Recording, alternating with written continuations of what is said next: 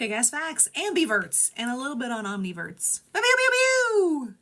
I know this is part 3, but if you're just tuning in, I'm not a psychologist. This is not a documentary. Just Googled some shit. In reality, most people are neither introverts nor extroverts. 68% of the population are ambiverts, and there are a few omniverts. We will define that in a moment.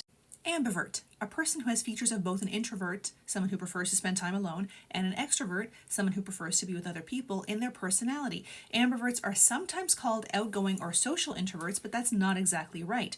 Ambiverts balance introversion and extroversion at the same time. Because of this, their personality will appear stable and consistent. An ambivert always displays a healthy mix of introversion and extroversion.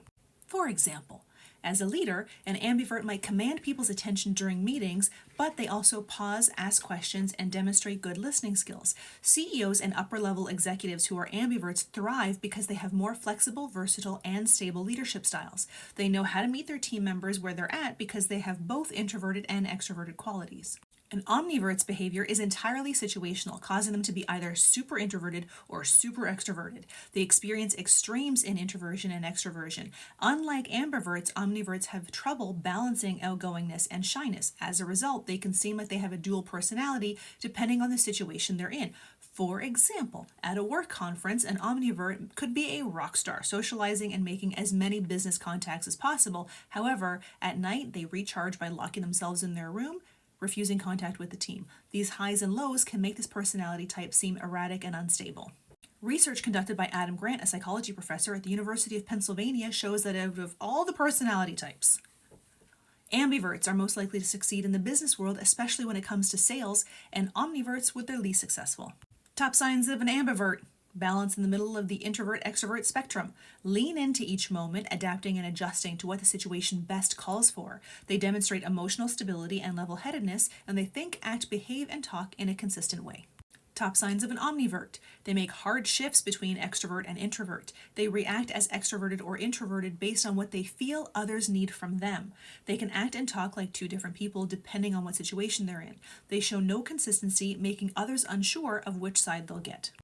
And the rest of our time today will be focused on ambiverts.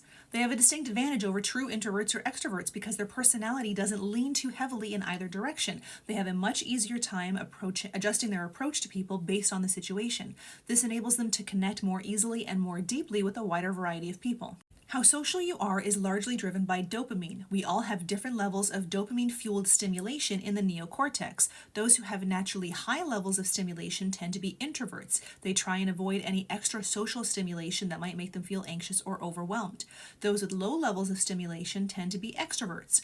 Understimulation leaves extroverts feeling bored, so they seek out social stimulation to feel good. Most people's levels of stimulation fluctuates. Sometimes you need to seek out the stimulation, sometimes you don't. A typical introvert generally needs a significant amount of time alone to feel recharged. A typical extrovert prefers being around others to achieve the same effect. An ambivert may find that they can be energized by being alone or with others, or they may notice that different situations call for different methods of recharging. Ambiverts tend to prefer a mix of individual and group projects at work and school.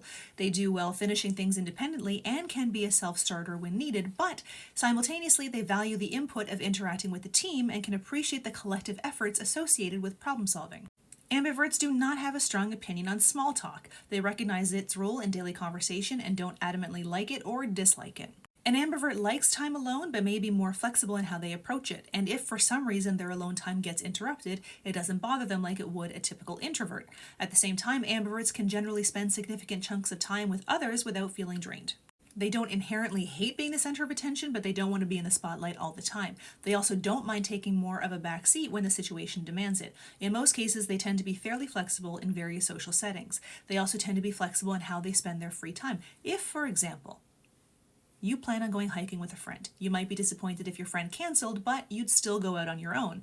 The opposite may also be true. You may have planned to go hiking by yourself, but you welcome the company if the opportunity presents itself. Since ambiverts can be so flexible, they sometimes run into a few problems. Their extroverted side says yes to things in the future, but then when the day comes, their introverted side doesn't want to do it anymore. They like going out when they are in the right mood or with the right people. They've definitely been told, "When I first met you, I thought you were really shy," at least once. Ambiverts are also able to build strong rapport and empathy with other people. They're good listeners, not afraid to speak up, and their capacity to build trust helps people open up to them.